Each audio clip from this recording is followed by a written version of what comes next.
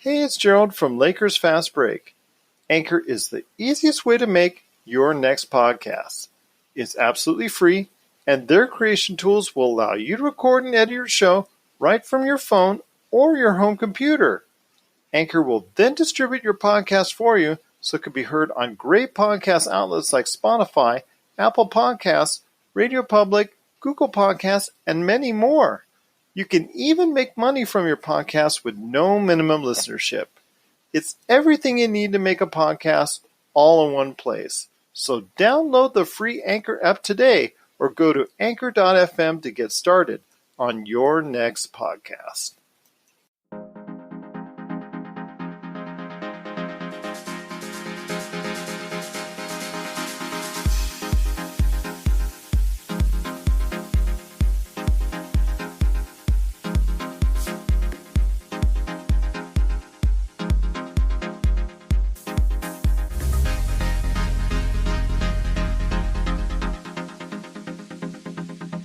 All right, and we're back for another episode of the Lakers Fast Break podcast. It's Gerald Glassford coming right back at you here from Lakers Fast Break, Pop Culture Cosmos, Inside Sports Fantasy Football, and Game Source.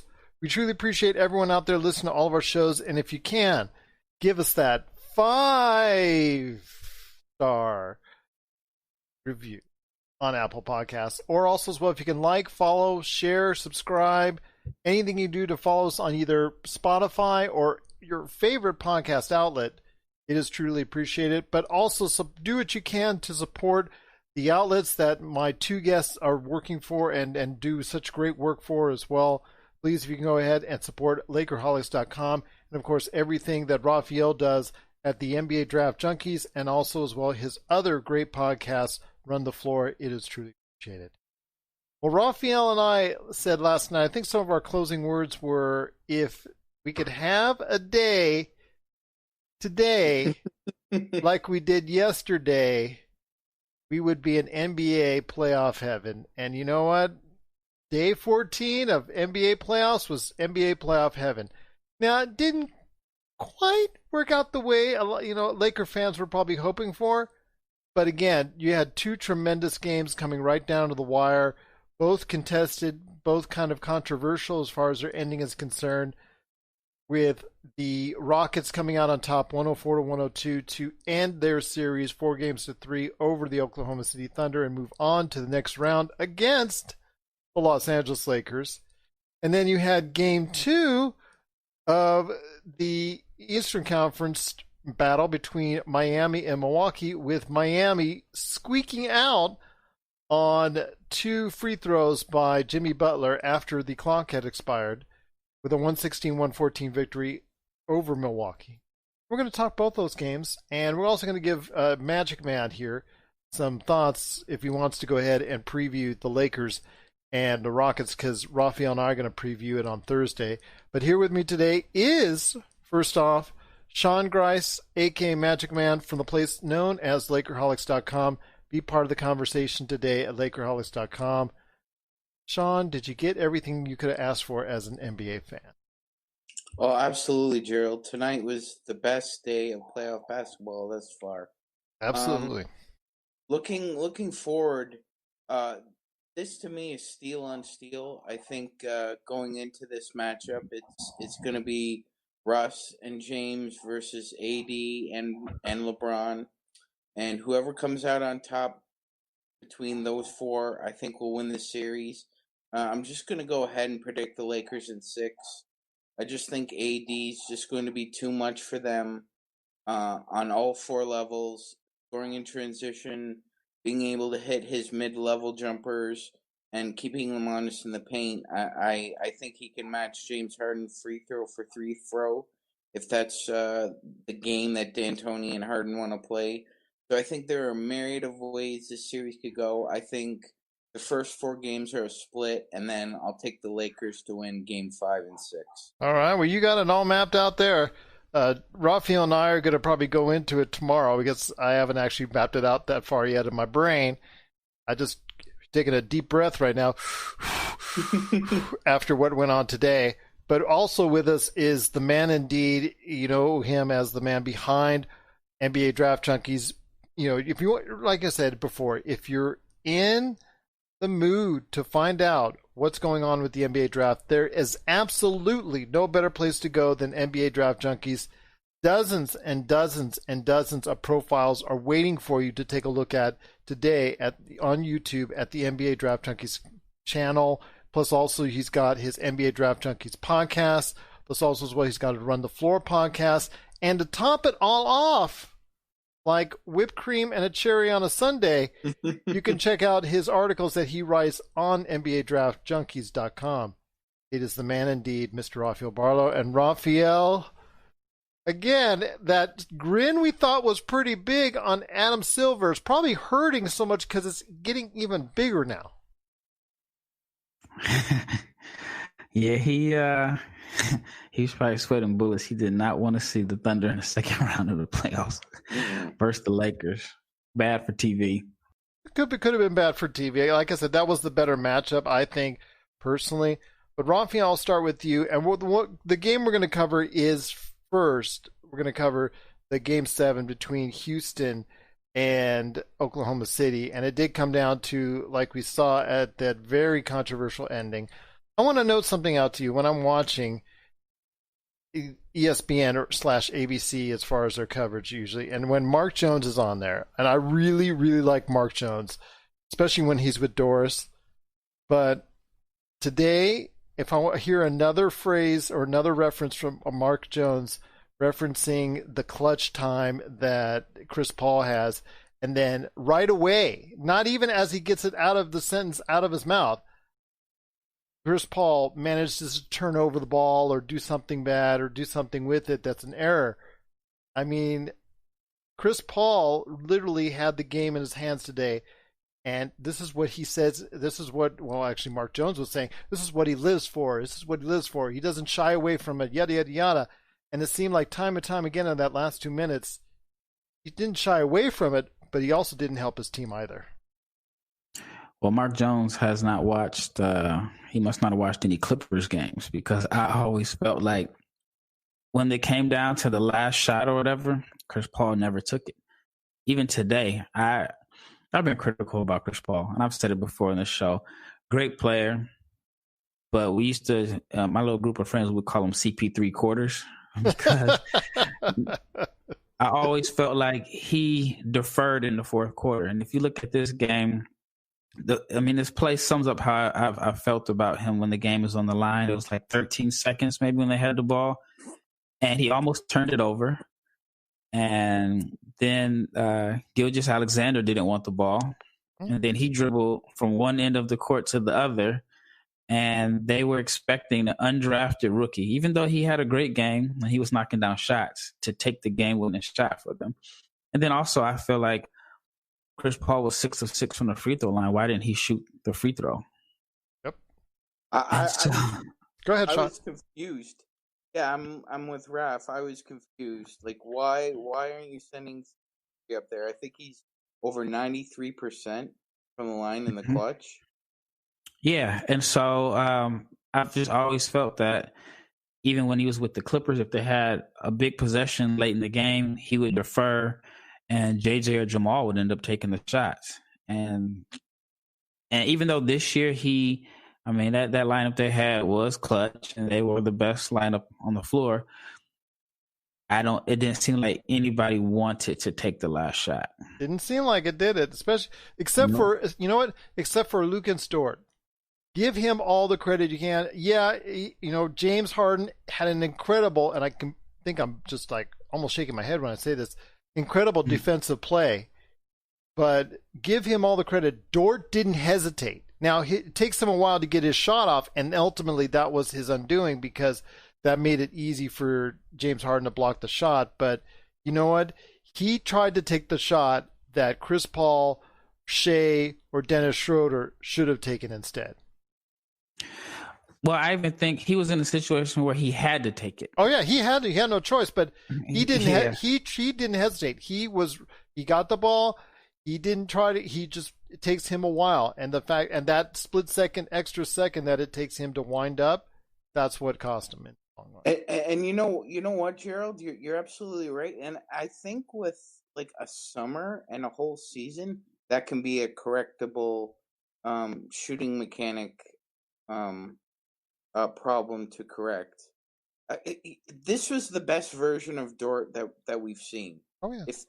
If he can play like this, not every game, but like every 2-3 games with Shea, that's your backcourt of the future right there. Well, like I said before, John, that I give the kid all the credit in the world.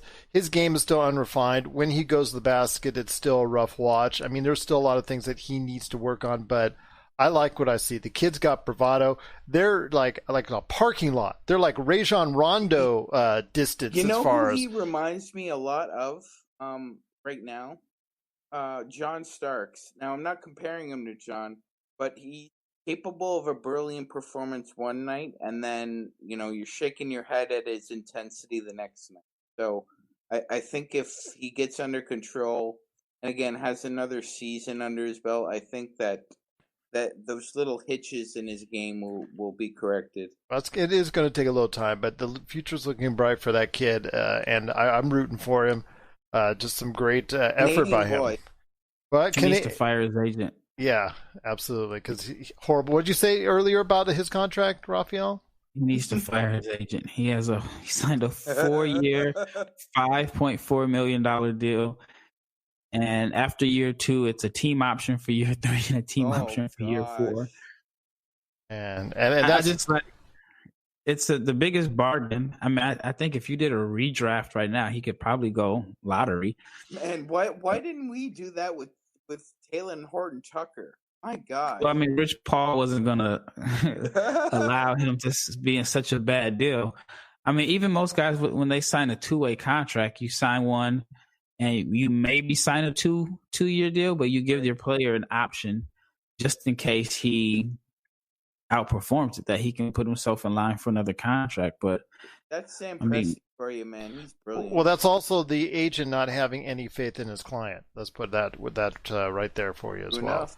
But well, again, Rafael and Magicman, I think right now I see a lot of good things from him going forward, and that speaks well for Oklahoma City going forward, because not only do they have like 3,000 draft picks over the next 10 years, they've got a lot of young assets that they can go ahead and keep or retain or trade. And Chris Paul may be one of those assets, older assets that they could trade, because he proved himself outside of those last minutes where, like Rafael and I were talking about, that he didn't get it done today. But Game 6, I mean, he showed up there. Overall in the series, he played pretty good. Didn't play at the level you were hoping to see consistently over a 7-game period. But again, it might be just enough for Knicks or somebody other team to go ahead and say, you know what, we're going to take a chance on him to get our team to the playoffs. I know Laker Tom already has Chris Paul on the Lakers, which absolutely blew my mind when I read that on Twitter. I think, just my gosh, do we want to go ahead and just plug our salary cap even more? Come on, go ahead, Tom. Go ahead. Let's just plug it up even more. How did he think he can make that work? That's what I still want to know. I mean, obviously, it was sign Kuzma to a supermax and then sign and trade, along with Danny Green and some other pieces. But yeah, he's got that on Twitter, and I just saw that and glanced, and I'm like, Laker Tom. But anyways, I know Jamie Sweet was also wishing us well. He's watching. Just wanted to go ahead and pass along Jamie Sweet's work that he does on Lakerholics.com. He has the Lakers in 6 as well, like you do, Magic Man. But again, Rafael and I are going to go on tomorrow's show and detail that more and go into more detail about that. But for tonight's game, Houston, even after a subpar game from James Harden, still got the job done. Rafael, what do you think was the key? I can't believe I'm saying this. Russell Westbrook actually made up for a lot of sins that he made in Game 6 this evening. Yeah, I mean, the thing about Russ, you know that he's going to bring you maximum effort every night. You know that he's not going to stop attacking and he's not going to shy away from the moment. I felt like Harden, he has some Game 7 demons. I mean, even the look in his eye, he didn't look aggressive. He was settling. I think at one point he had taken 10 shots and maybe 7 were threes.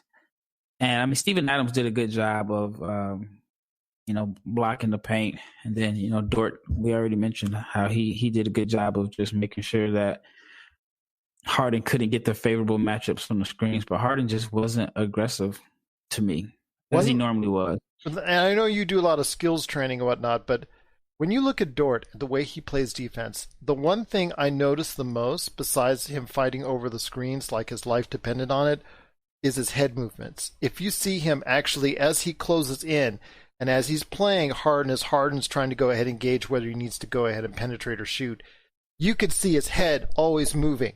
Dort's head is always moving, looking for a screen, but yet still keeping his eyes on his opponent. I rarely see that with any consistency from defensive players out there when players are on the defensive end. I think that's incredible. I think that's something that every coach should teach, because you know what? If you do, you're going to go ahead and create a lot better defensive players out of it, Rafael. I don't know about how you, to me, I just saw it and I just immediately just thought that, you know what? This kid is made for defensive. Yeah, I mean, it's want to. Like, he doesn't want to be screened. But I know one play it cost him. It was a play where they did get the favorable matchup, and then instead of sticking to Covington, he went to double Harden when Steven Adams was out there. And Adams didn't rotate over. Well, I think Adams ended up having to switch just because of the screen. And then it looks like it should have been a switch, but he ran out there when Harden had the ball on the left side, and he ran out there and he left Covington wide open and he hit a three at the top of the key. I thought in that play he made a mistake of being, I guess, kind of like his Avery Bradley, where you're caught up in the individual matchup. That was a key bucket. But overall, man, he's put himself in position to be Oklahoma City's starting wing. This is Rafael from NBA Draft Junkies.com, and you are listening to the Lakers Fast Break. Hey, Lakers fans! Looking for the best place to go for up-to-date news, information, original videos, articles, podcasts, opinion pieces, and discussions about the Los Angeles Lakers? Well, look no further than Lakerholics.com. With a legion of followers always there talking about everything Lakers and the NBA, there's no better place to go to share your fandom as the team heads toward another championship run. So stop by and be part of the conversation today at Lakerholics.com. So again, Houston moves on to the next round against the Los Angeles Lakers. Like I said, it was the matchup we thought we'd see, but I think there's going to be, at least in the first game, a little bit of fatigue set in for Houston Rockets. So the Lakers need to capitalize on that, because the Lakers are fully rested, which you and I have seen may not always be the best thing for the Lakers, because they always seem to come out a little bit rusty. But I'm looking forward to seeing what's going to happen on Friday, and you and I are going to be previewing that coming up on Thursday's show. But for today, Houston gets the victory 104-102 over Oklahoma City. Looking forward to more action. And again, Oklahoma City's got a lot to look forward to going forward in the future. They've got assets galore, so I'm looking for Oklahoma City to make some good moves going forward. And they could be, for the next 5-10 years, one of the best teams in the NBA. Magicman, Rafael, do you guys both agree? I do. I don't. Really? Go ahead. Elaborate. No, I want to hear it. I love the contradictory fashion, so tell me. Well, they're going to have to be bad enough to get a top pick. So they may have a bunch of picks, but if they're a bunch of, 17 or 18th picks, then I don't know. Like, look at Boston. They have a bunch of picks. Like, they have 3 picks in this draft, and I don't think they're going to be able to get much for them. I mean, they benefited with Tatum and Brown. But I think Oklahoma City, unless they get rid of Chris Paul, they're going to have to bottom out. Then I think if they can bottom out and get a top 5 pick that's their own, then it helps them. But if they end up having a bunch of picks that are, like I said, in the mid-teens or whatever, I don't know if it's going to make that much of a difference. I think they can do that. I think if CP3 goes, Steven Adams is on the block too, and they'll trade. Right. Then they'll just start from ground zero with Jordan Shea. Gallinari is the only free agent. Is that correct? Yeah, and Schroeder's got a really nice deal too, so you could maybe trade him for protected number one, or who knows what Presti could get for somebody like him. Absolutely. Yeah. You never know. I think it's tough because they had such a good year this year, and that's the thing. I sorry, Rafael, I didn't mean to interrupt you. I just was gonna say I think Presti just took this year to figure out what he's going to do in the off season, because I don't think this same team comes back. There's no way. I don't see it. Go ahead, Rafael. Which is tough. You tell the fans, I know this team was great and we overachieved. We were a second away from making it to the second round, but this isn't in our plans for the future, so we're going to break it up. We're possibly going to lose Gallinari for nothing. And, he's the kind of guy who can make those decisions and not even blink. So, the right guy in charge, at least. Before we go on to the next series, I just want to ask you guys a question. Don't you think the Pacers tried a little gamesmanship in this series? I've been hearing whispers that D'Antoni's already got his bag packed for Indiana. Have you guys been hearing that too? Yeah, I read that. Yeah. Yeah. So I'm just wondering if that was a little bit of gamesmanship by the Pacers, just with the timing of firing Nate. Well, there's always those rumors that come out the next time. As soon as you get those firings, you're going to hear the rumors literally the next hour on Woj, on Shams, on Chris Haynes, whoever. You're going to hear those rumors. That one seems realistic to me, though. Some of it's put out by agents, some of it's put out by sources, some of it's put out by just sheer rumors and people throwing names out there. But D'Antoni going to Indiana is a definite possibility, but that's not the only place.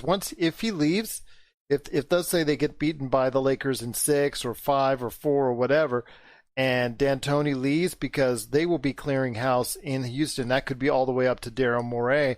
We're still, wait to be seen. But if small ball doesn't end up going as far as small ball, they want in Houston, D'Antoni's going to be a wanted individual, and not just there. It could be New Jersey, could be all over the NBA. I know he will be a wanted individual.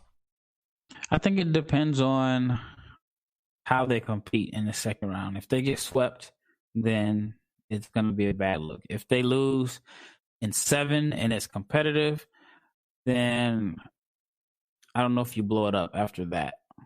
But I think the main thing is they got past this first round. If they would have lost the first round, D'Antoni might as well just flew straight to West Virginia from Florida and not even go home and pack. Yes.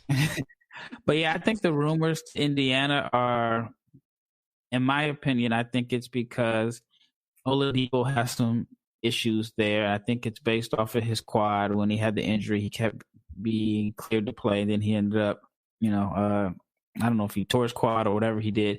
He really missed a whole calendar year. Yeah. He missed a full year.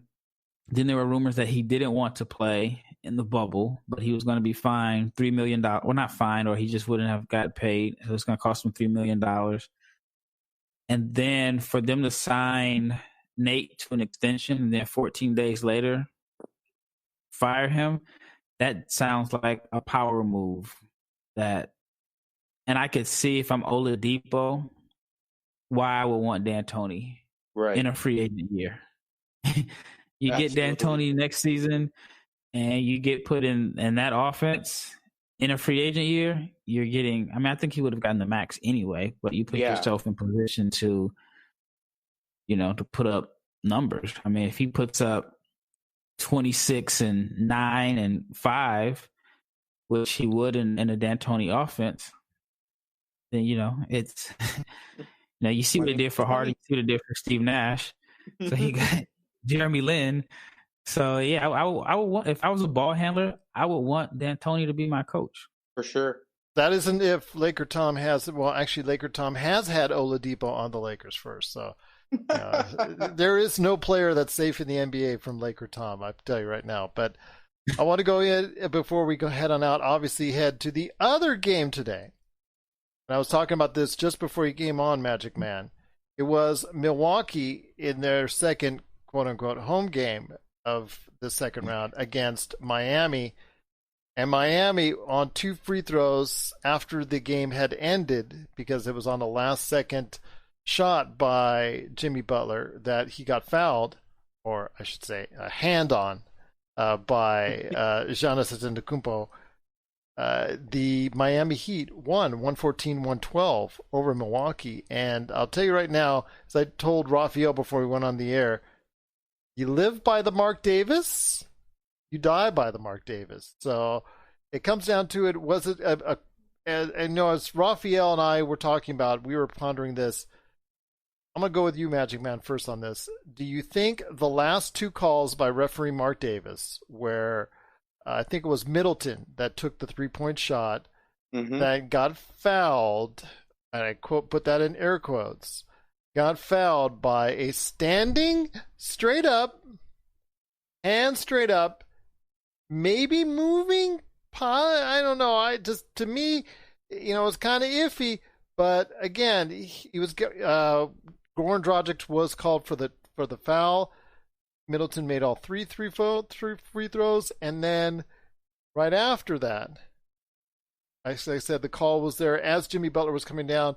Giannis Antetokounmpo had a hand on his hip, didn't affect his shot at all, but barely on the way down, put a hand on him, got the call after the game was technically already even over, and that's how they end up losing the game. But both calls were made by referee Mark Davis. So I ask you, Magic Man, the first call. Rafi and I talked about it already, but we'll go ahead and share our thoughts here on the air here in a sec. But that first call on Goran Dragic, do you think that was a foul or not?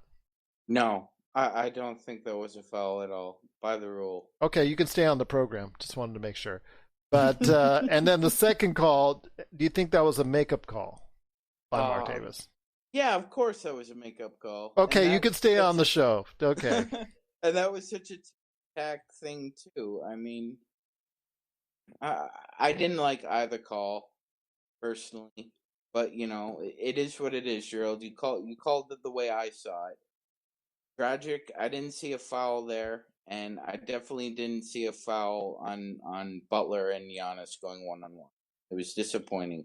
It was disappointing as far as watching it, but Rafael, when you see the next game and the way the referees called that, with bodies literally in that last 2 minutes flying all over the place at times and nothing being called, and then you go back to this game where, again, we come down to maybe his armpit hairs, maybe fouling Goran Dragic, fouling Middleton, and then you have on the end literally a hand that in no way deterred the shot. What does that show you as far as the way the inconsistent refereeing is? I mean, to me, it's kind of disappointing. But when I doubt anything, I go with Doris Burke, and whatever Doris Burke says to me is gold. Well, it's the human element. I remember once reffing like my brother's 9th grade fall basketball league, and I remember making a call. And then I thought about it. I was like, "Ooh, probably that wasn't a foul." It was just my human reaction. But then if I go back on it, I look like I'm indecisive. So I knew I was wrong, and I did what the referee did today. Next play down, call a foul, even it out. And so I remember another referee made a statement to me and stuck with me. And I mean, I think about it all the time. And he says, "Yeah, you blew that call." I said, "Man, I know." He says, "Are they making every shot?" I said, "No." He says, "We're not going to make every call." Fair enough. And I thought about it in that moment. He probably blew the whistle thinking it was a foul, and then probably just reacted. And he knows if he says, "You know what, sorry, that wasn't a foul," inadvertent whistle, then he looks indecisive. And we see there's no crowd affecting these guys' decision making. This is critical thinking in the moment. with each other or by yourself. You're not affected by crowd noise. You're not affected by I think you're affected by the benches and the players because you can really hear them. Yeah, for sure. That's affecting definitely. Yep. It was one game. Go ahead. Yeah, no, I was gonna say it was one game I remember. It was right by the bench, and the ref didn't make the call at first, but you can tell he was totally influenced by the bench. I think it even happened today. I think Westbrook had the double dribble on the baseline where he went up, he lost it, and they were going to keep playing, but the reaction of everybody on the Thunder bench jumping up and down, and it probably was a second or two, maybe even 3 seconds went by when he decided to call double dribble or whatever he called travel. So, and then there was also a call later on, I think very close to the end, where they made a call, the refs made a call, and they were about ready to go on it, but D'Antoni, I think, made such a stink that they took a second look at it and eventually got the call overturned. So that was like a Barnyard. The Eric Gordon one? Yeah, I think so. I think it was close to the end. The charge on Gallinari. Yeah. So that's yeah, and so I'm just telling you right now, like it becomes more and more evident that in this type of game with no crowd, that these benches are becoming more and more part of what's going on. I think we should all just go like this for the entire game. Just, have every call taken a look at, because this is every time every player has any type of thing. We're seeing this all the time. Can we just stop doing this, please? I mean, it just seems like you only get one call a game. You only get the chance to go ahead and overturn one call each games. But again, I've seen every NBA player do that on almost every possession. It's kind of irritating. But I will say that, when it's called for, these guys are referees, like you said, Rafael, they're human. They make decisions. Sometimes it's not always the right one, but they do have time now to go ahead and take a closer look at these things in a fashion that's a lot less distracting, as far as without the crowd, than what's normally taking place. See, if I'm the Bucks right now, I'm a little bit more discouraged being down 2-0 than I would be if I'm the Raps. Okay, so I'll pose that question out to you, Rafael. Thanks, Sean, for that. Would you be more apt to? I think both teams right now are on the hot seat right now when you're down 2-0. Yeah, there's I don't think there's any consolation point. So we're down 2-0, but it's a competitive 2-0. I mean, both are the higher seeds. First time in, I guess, since the playoffs started, some ungodly 84 or something like that. Yeah. So I looked up this stat. It's really interesting. So for teams down 0-2, in the 320 series that a team has been down 0-2, 293 have been won by the team up 2-0. Only less than 6.5% of teams come back from 0-2 and win the series. Now, it's been done before in the past few years. Cleveland did it twice. LeBron did it against the Celtics and the Warriors in the finals. I believe the Trailblazers did it in 2016, if I'm not mistaken. And one other team I'm missing recently. Didn't it happen last year? Yes, it did. Yeah. Milwaukee was up 2-0 last year, weren't they? Yes, the Raps. Thanks, man. Thanks. Yep, that was the one. Well, the game today was Miami winning on those 2 free throws made by Jimmy Butler after time expired. It was 116-114. I want to make a correction on that. I want to ask you this, Sean. When it comes to what you saw in the game, you got a good game from Giannis Antetokounmpo. Made 9 of his 13 free throws, made 10 of 18 shots, very efficient, 14 rebounds. Couldn't ask for much more. I mean, you could ask for a big, even a larger game from him. Middleton chipped in with 23. But where did it go wrong for them? Because they seem to be playing on their heels most of the game. Yeah, I you know what, Gerald? This seemed to be just it reminds me of like a 70s R&B band. It's just Jimmy Butler and the committee. It's just Jimmy shows up usually, and Goran's there, and then you have like 3 or 4 guys that are just filling the stat sheet. I mean, look at the 5 guys who played over 30 minutes tonight. You have at least 3 rebounds. over 4 assists, 12.5 points. They've just got players up and down the floor, and I really don't think Milwaukee has the kind of yes, they can match them depth wise, but Miami has specialized players who do certain things. Like the way Spo coaches the Heat, it's the Pat Riley way, and the Pat Riley way is the same way all the time. You have to play defense, you have to rebound, and you have to be 100% effort, 94-50.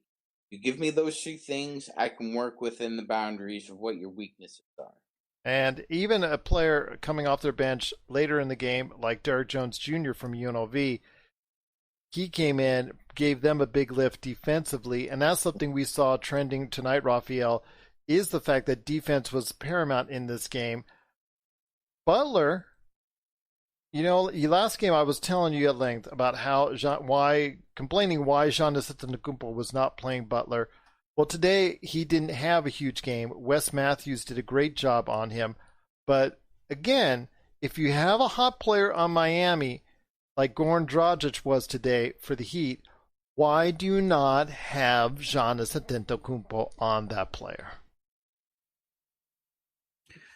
Well, I think what makes Miami difficult in that sense is that they don't have one guy that they rely on. So they proved today, and I guess it's similar to what Sean said. He feels like the Raptors are in a better situation, been down 2-0. Because if you look at the stats, you can't say, all right, Butler killed us again by scoring 30. They got a balanced attack. Giannis played a whole lot better, and the free throws weren't the issue this game. And Miami just ended up having a balanced attack where I forgot how many guys had double figures, but it was quite a few guys had double figures, and I don't even know if anybody scored 20. Or maybe Dragic. Dragic, 23, I think he had. Yeah, so I mean, if you take him off, I think whoever, like if you put Giannis on Dragic, then Butler could get loose. Or if he's getting to the basket and they're getting hockey assists. What really should be concerning for the Bucks is that Hero played pretty well tonight, but neither him and Robinson have really caught fire yet in a game. And that's going to happen at least once in this series. So they're already up 2-0. This is really desperation time for the Bucks. And what I think Bud has to do is he can't rely on regular season minutes. Giannis played 35 minutes and 38 seconds. Middleton played 33 minutes. Why are you playing those guys less than 40-something minutes? Yeah, I mean, your superstar's got to be 40, 40, 40, right? Got to be able to get at least 40 points in a game, play 40 minutes, and you have the same attitude whether we're up 40 or down 40. I agree. I guess it's always unfair to compare anybody to LeBron or Kobe, but they would not have played 35 minutes. Phil was going to play you 42, and it felt like Phil's philosophy is we're the Lakers, we're on TV, we have enough TV timeouts and breaks to where you can get your rest there. I was going to say, even a guy like Tony Parker, I remember him arguing with Pop. I'm 29 years old, Pop. I could play the whole fourth quarter. Or LeBron will just, if LeBron's sitting on the bench and he sees something he doesn't like, he's going to get up anyways. And he's going to check himself into the game whether the coach wants it or not. That's how much cachet he has. And with him or Anthony Davis, you got to go ahead and play them the majority of the minutes. With your stars who are affecting the game, like Giannis Antetokounmpo, and even Chris Middleton, you've got to go ahead and play them the majority of the game. But again, it comes down to is on the defensive end. I just see their defensive schemes not up to par with what I'm seeing from Miami. Miami, I'm seeing hands fly all over the place. I'm seeing knockdown balls. I'm seeing knockdown passes. I'm seeing steals. I'm seeing those type of forced turnovers that I'm not seeing as much of on the Milwaukee end. And I really think that it, to me, is the difference right now in this series is that I see a little bit better intensity on as far as the team defense is concerned. Do you agree, Magicman? 100%, Gerald. I couldn't agree more. It almost reminds me of the Bucks are a team that really relies on, like timing. Like they're a rhythm and timing team. So if you can interrupt passing lane, or you disrupt, a curl route by Middleton, or maybe a back cut, it just screws them up somehow. Like you can get them off kilter, and then all of a sudden Brook Lopez has happy feet in the post, or Giannis runs into the paint and there's Crowder or Duncan Robinson waiting for him. So I've spoken throw a lot of different matchups at them. And like I said, I don't think, but like Rafael said, Bud's got to react like in the game. Like he can't wait till halftime or when he's watching, the loss tomorrow, make these changes. They have to come right away. Go ahead, Rafael. I think when the game first started, he went with his normal substitution pattern. I think Giannis comes out in the first 5 minutes, and it's like it seems so scripted. But I think the reason why Miami's defense is looking a lot better, even though they only won today's game by 2 points, is because we all know Milwaukee's offense is based off of one guy. You know that Milwaukee in the half court, do they really have a lot of plays or players that you're worried about doing anything if Giannis is not creating the shot for them? Because in the Milwaukee's most dangerous when you miss. If you miss a shot, then you got to sprint back because Giannis put so much pressure on the defense. But if you can get Milwaukee to play in a half-court game, then they struggle because Giannis isn't necessarily going to beat you off the dribble because you already know straight line drive, you cut it off, he's going to spin, have a guy there, and it's going to be a charge. Bledsoe has the speed to get into the paint, but they don't really have like a really good shot creator outside of Middleton. If the Lakers get in the jam, late shot clock situation, you got Bron that can beat you on 3 levels. 4, whether it's the pass, the mid-range, the 3, getting to the rack, shooting free throws. You look at, Houston is supposed to have 2 guys that can do that. But with Milwaukee, if Giannis has the ball, it's a hard drive, spin. And if you're waiting on the spin and you're not leaving a shooter, then they're in trouble. Yeah. And Rafael hit the nail on the head. And like a Miami defense, they won't let something like that happen. Close out the shooters, you close out their airspace. That's like the number one rule of a Spo Pat Riley defense. We're signaling the ref for a quick timeout, but we'll be back with more of the Lakers Fast Break podcast. Check out what's been going on with the Pop Culture Cosmos Show and the PCC Multiverse. I see the potential for basically like another Netflix kind of paradigm shift where here comes this other major player. They have a ton of resources. Apple could change the way that entertainment is consumed. They say it's the only time this year that you'll have stars from each brand battling each other, and we know it's not going to be the case, but they like to say that, and more power to them, I guess. Well, it's a big first step, bringing all those superheroes together. There were definitely some parts of the movie that I really enjoyed, and then there were some parts that I thought just kind of fell short of expectation. Part of it has to be something to do with how it's being promoted, and this is a thing where audiences do not agree with critics. That's the Pop Culture Cosmos Show. And the PCC Multiverse, every week on Apple Podcasts. And over a dozen of your favorite streaming and podcasting options. Well, it's going to be very interesting to check out indeed when Game 3 happens. That's going to be coming up here in a couple days, so I'm looking forward to seeing that game. Plus also, the Lakers now know who they're playing against. It will be Houston Rockets, so it will be tall ball against small ball, or who in this chess match will go ahead and make the maneuvers first, whether they want to go big or whether they want to go small. We'll have to wait and see how that matches up. Rafael and I are going to be sharing our thoughts on that tomorrow. Magicman, while you're here, you want to go ahead and share any last thoughts before we head on out? Definitely, Gerald. I just wanted to say that Nuggets Jazz series really reminded me of the old Sonics and Jazz in the '90s. Those old battles between Karl Malone and Sean Kemp. That one series, like every possession seemed to go down to the wire, and then Game 7, Sean gets to the free throw line, makes his two. Then Carl goes down, misses his two. It ended differently, but it was still chaos in the end. And who knows what's going to happen with Utah? They got to make some changes here. You got some stuff coming up for Lakerholics.com? Definitely looking at the series preview between the Nuggets and the Clippers. Right now, it just seems that the Clippers just have way too much on the perimeter for Denver right now. So I think the Clippers win in 5. Rafael, any last thoughts on what you're working on with NBA Draft Junkies, or your thoughts on any of the playoff series before we head on out? Yeah, I'm looking forward to this second round. I'm looking forward to see what Milwaukee does. I mean, they could be down 3-0. And, once you're down 3-0, the chances are slim to none. Well, I guess 0. Yes. Everybody's ever came back. No, gonna need a lot of smelling salts and shovels. Yeah.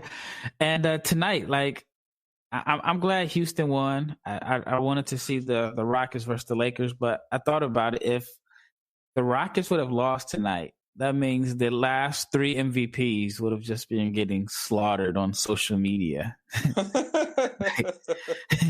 Because I don't know if you saw all the Giannis jokes. I mean, social media is brutal. I mean, they named. Awful. I saw them calling him a Greek Stromile Swift. Oh, come on, man. Stromile didn't even practice. This is people are getting ridiculous here. Yeah, I saw Clee Anthony early with an accent. I just saw a bunch of hilarious, just off the wall comparisons. And I know it would have been 1,000 times worse if the Rockets would have lost tonight.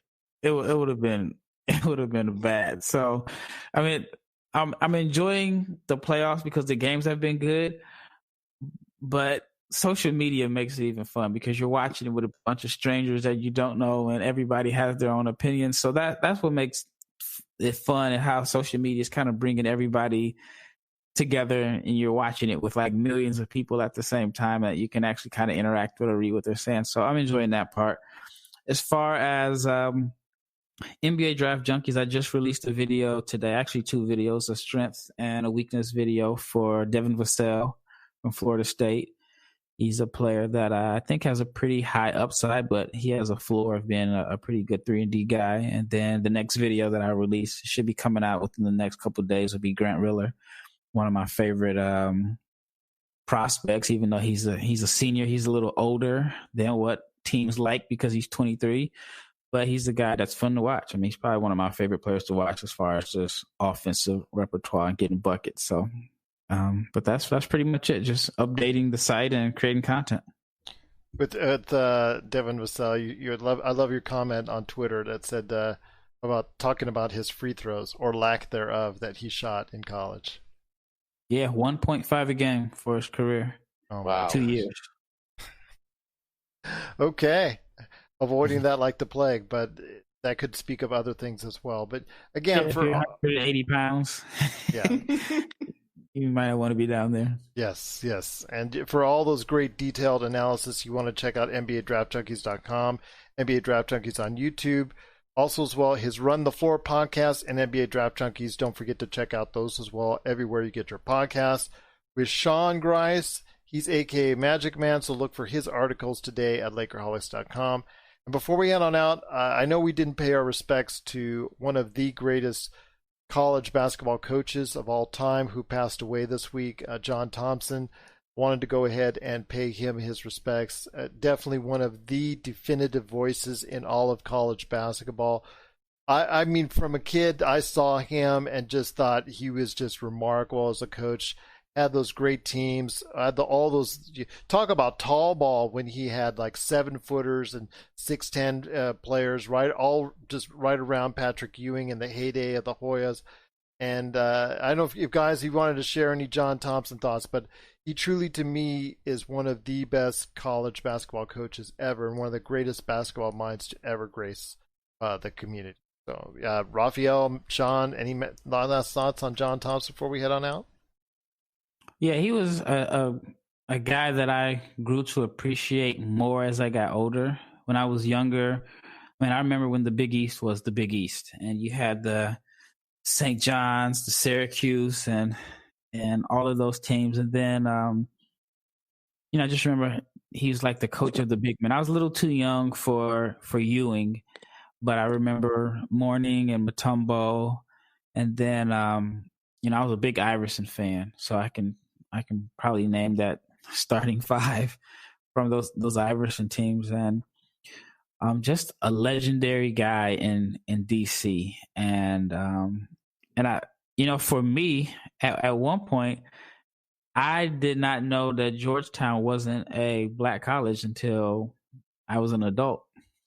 Because when you thought of Georgetown, you just thought of John Thompson. Yeah. Mm-hmm. And I just thought of John Thompson. I thought it was a HBCU for the longest. And then as an adult, I realized it wasn't. I went out to DC and realized, like, oh, this is a very, very prestigious school that is not near the White House. Back when, the White House, before the area became gentrified. But no, it's just a tough loss for the basketball community. And it's like, within a week after Lute Olson, so like two legendary coaches from my childhood.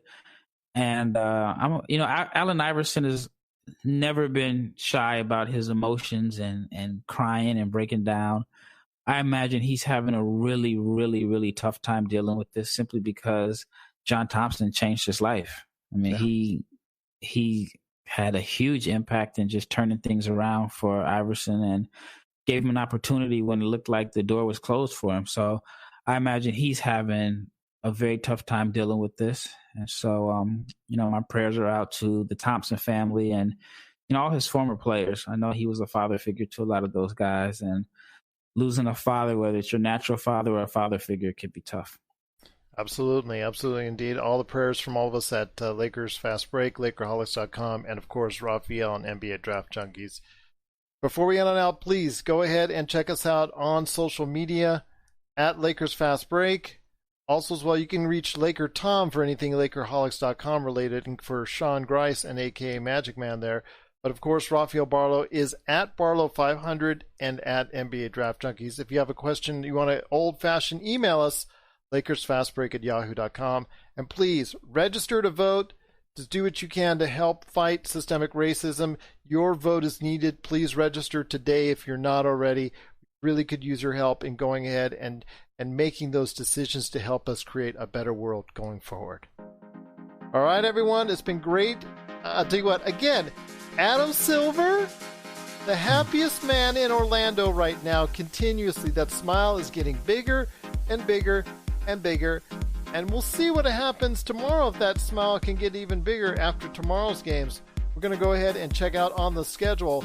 It is going to be the Clippers starting their series against Denver and also Toronto and Boston Game 3. So the pressure's on Toronto, and the actual series starts between Denver and the Clippers. So who will win?